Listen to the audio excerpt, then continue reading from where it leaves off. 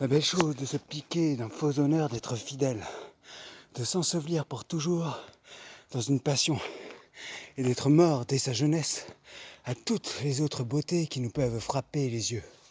Non, non, la constance n'est bonne que pour les ridicules. Toutes les belles ont droit de nous charmer. Et l'avantage d'être rencontrée la première ne doit point dérober aux autres les justes prétentions qu'elles ont toutes sur nos cœurs. Pour moi, la beauté me ravit partout où je la trouve et je cède facilement à cette douce violence dont elle nous entraîne. J'ai beau être engagé, l'amour que j'ai pour une belle n'engage au point mon âme à faire injustice aux autres. Je conserve des yeux pour voir le mérite de toutes et rends à chacune les hommages et les tributs où la nature nous oblige. Quoi qu'il en soit, je ne puis refuser mon cœur à tout ce que je vois d'aimable. Et dès qu'un beau visage me le demande, si j'en avais 10 000, je les donnerais tous. Les inclinations naissantes, après tout, ont des charmes inexplicables. Et tout le plaisir de l'amour est dans le changement. On goûte une douceur extrême à réduire par cent hommages le cœur d'une jeune beauté, à voir de jour en jour les petits progrès qu'on y fait, à combattre par des transports, par des larmes et des soupirs, l'innocente pudeur d'une âme qui a peine à rendre les armes, à forcer pied à pied toutes les petites résistances qu'elle nous oppose, à vaincre les scrupules dont elle se fait un honneur, et la mener doucement où nous avons envie de la faire revenir. Mais lorsqu'on en est maître une fois, il n'y a plus rien à dire, ni rien à souhaiter. Tout le beau de la passion est fini, et nous nous endormons dans la tranquillité d'un tel amour. Si quelque objet nouveau ne vient réveiller nos désirs et présenter à notre cœur les charmes attrayants d'une conquête à faire. Enfin, il n'est rien de si doux que de triompher de la résistance d'une belle personne. Et j'ai, sur ce sujet, l'ambition des conquérants, qui volent perpétuellement de victoire en victoire et ne peuvent se résoudre à borner leurs souhaits. Il n'est rien qui puisse arrêter l'impétuosité de mes désirs. Je me sens un cœur à aimer toute la terre. Et comme Alexandre, je souhaiterais qu'il y eût d'autres mondes pour y pouvoir étendre mes conquêtes amoureuses. Vertu de ma vie, comme vous débitez, il semble que vous ayez appris cela par cœur. Vertu de ma vie, comme vous débitez, il semble que vous ayez appris cela par cœur. Et vous parlez tout comme un livre. Qu'as-tu à dire là-dessus ? Ma foi, j'ai à dire, je ne sais que dire, car vous tournez les choses d'une manière qu'il semble que vous avez raison. Et cependant, il est vrai que vous ne l'avez pas. Ah, j'avais les plus belles pensées du monde et vos discours m'ont brouillé tout cela. Laissez faire. Une autre fois, je mettrai mes raisonnements par écrit pour disputer avec vous. Tu feras bien. Mais monsieur, cela serait-il de la permission que vous m'avez donnée si je vous disais que je suis tant soit peu scandalisé de la vie que vous menez ? Comment et quelle vie est-ce que je mène ?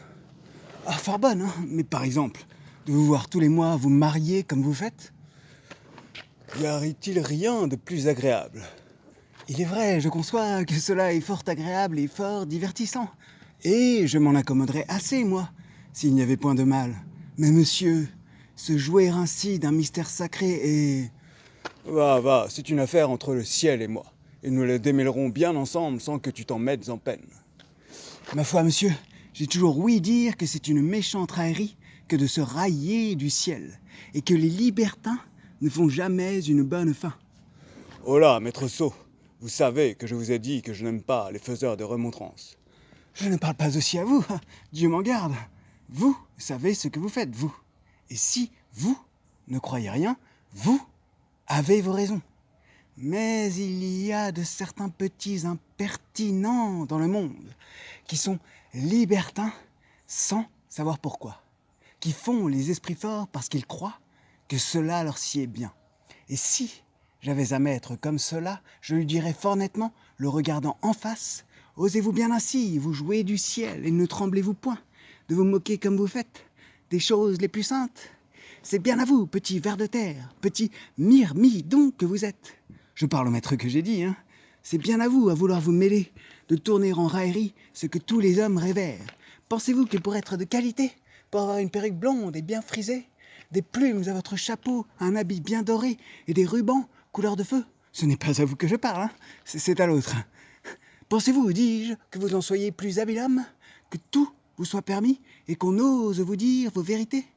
Apprenez de moi, qui suis votre valet, que le ciel punit tôt ou tard les impies, qu'une méchante vie amène une méchante mort et que... Père, De quoi est-il question?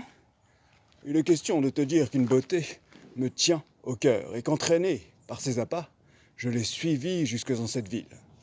Et n'y craignez-vous rien, monsieur, de la mort de ce commandeur que vous tuâtes il y a 6 mois? Et pourquoi craindre? Ne l'ai-je pas bien tué? Ah, fort bien, hein, le mieux du monde. Et il aurait tort de se plaindre. J'ai eu ma grâce de cette affaire. Oui, mais cette grâce n'étant pas peut-être le ressentiment des parents et des amis et... Ah, n'allons point songer au malheur qui nous peut arriver. Et songeons seulement à ce qui nous peut donner du plaisir. La personne dont je te parle est une jeune fiancée, la plus agréable du monde, qui a été conduite ici par celui même qu'elle y vient épouser. Et le hasard me fit voir ce couple d'amants 3 ou 4 jours avant leur voyage. Jamais je n'ai vu 2 personnes être si contents l'un de l'autre et faire éclater plus d'amour. La tendresse visible de leurs mutuelles ardeurs me donna de l'émotion. J'en fus frappé au cœur et mon amour commença par la jalousie. Oui, je ne pus souffrir d'abord de les voir si bien ensemble.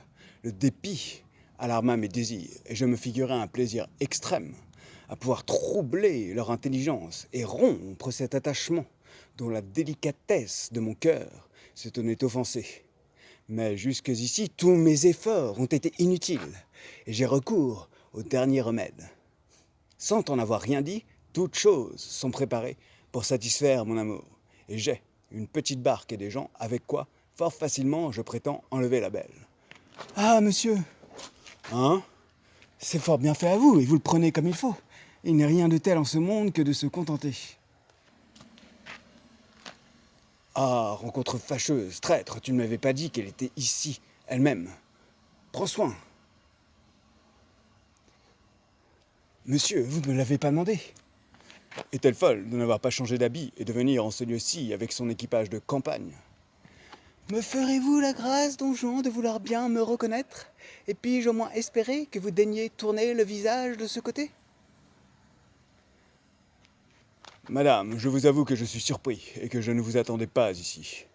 Oui, je vois bien que vous êtes surpris, et que vous ne m'y attendiez pas. Et vous êtes surpris à la vérité, mais tout autrement que je ne l'espérais. Et la manière dont vous le paraissez me persuade pleinement ce que je refusais de croire. J'admire ma simplicité et la faiblesse de mon cœur à douter d'une trahison dont tant d'apparence me convainquait.